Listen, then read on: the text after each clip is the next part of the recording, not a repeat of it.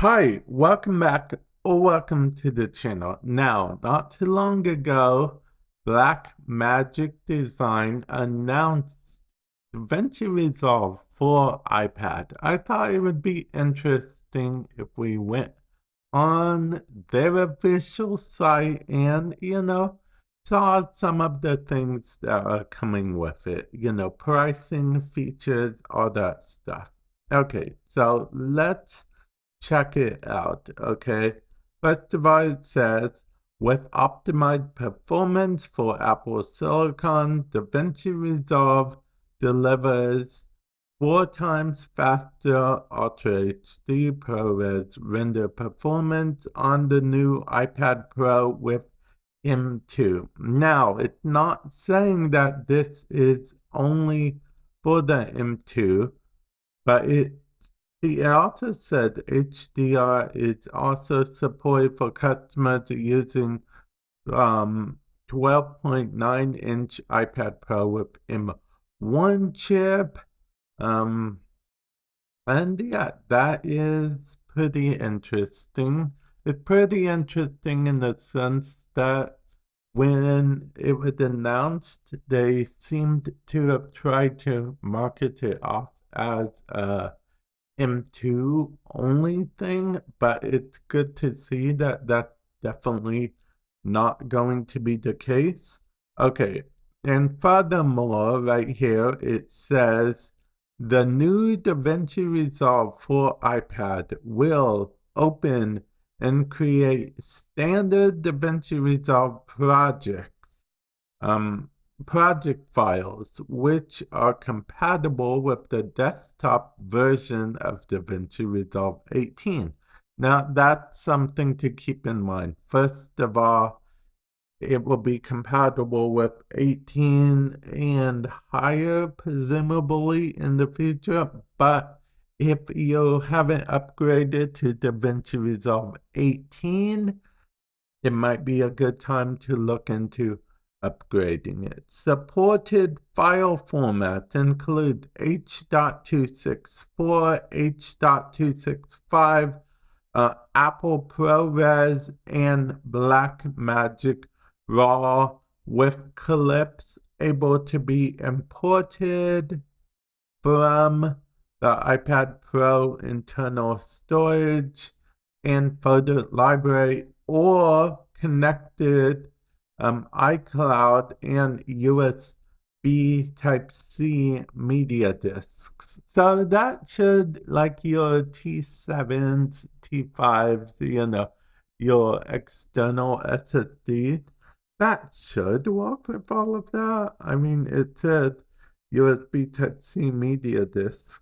So I presume that DaVinci Resolve for iPad will be available in Q4, as in Q4 2022. In case you don't know, the quarters basically every 3 months.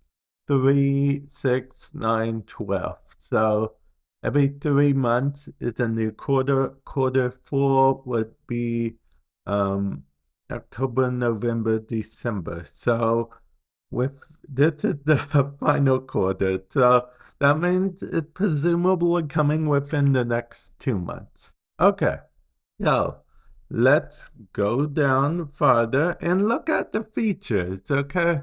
We want to know the features. The features are pretty important. So here we go. The features right here.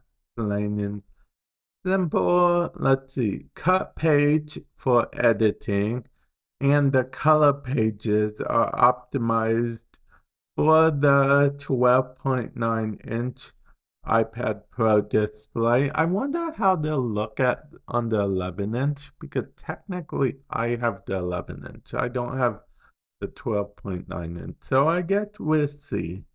Up to 4 times Ultra HD ProRes render performance improvement with the M2 chip.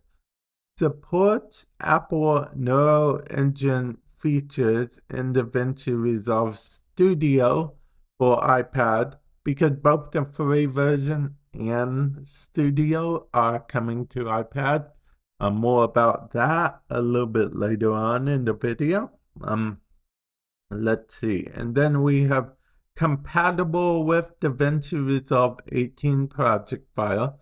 That actually, we read that up above a little bit, but it's still good news because it means that you can start a project on the desktop and then finish it on your iPad. Like I personally edit off of an SSD. So, I can literally unplug the SSD from my Mac and plug it into my iPad if I want to, and it just seems pretty brilliant. Okay.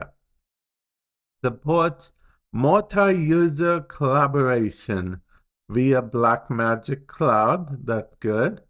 Supports H.264, H.265, ProRes, and Blackmagic raw media files. Supports Calypso from iPad storage, photo library, and iCloud. Import Calypso from external USB Type-C disks, other things we went over a little bit earlier, but again, still good. Works with Apple Pencil, Magic Trackpad, Magic Keyboard, and Smart Keyboard Folio. So, Apple Pencil. I have an Apple Pencil. That's why I'm excited about the work with Apple Pencil thing, but it's good news. Very good news overall. Let's see. And it said external monitoring via Apple Studio Display, Pro Display, XDR, or an AirPlay display. Okay, then we have support HDR display on 12.9-inch iPad Pro with the M1 chip, and compatible with iPad OS 16 or newer. So it doesn't seem like it's compatible with anything below 16 for iPad OS. So if you can update iPad OS, that would be great to 16. If you're stuck at 15 or lower, unfortunately, it won't be compatible with that. And that also means, on the flip side, that it's not going to be an iPhone app either. If it's only compatible with iPad OS 16 or newer, that means it's not compatible with regular iOS, presumably. So yeah, and now let's check the pricing, okay? The price, now that will be interesting. Okay, so they don't give an exact price at this time. In the future, I'm sure they will, but at this time, they don't give an exact price. They say DaVinci Resolve for iPad will be available later in 2022 as a free download from the Apple App Store. So you can download it for free, okay? That's the free version.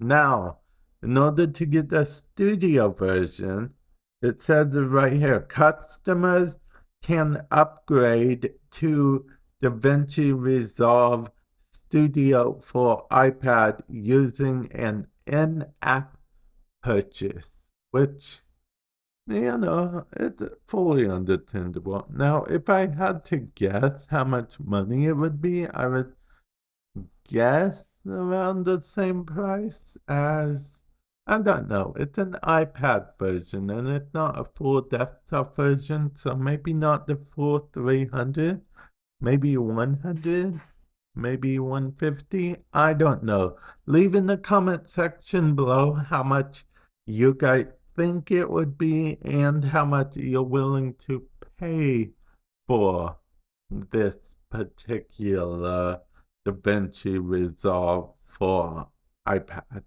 Let me know, comment section below. And with that said, I will catch you guys in the future. Later.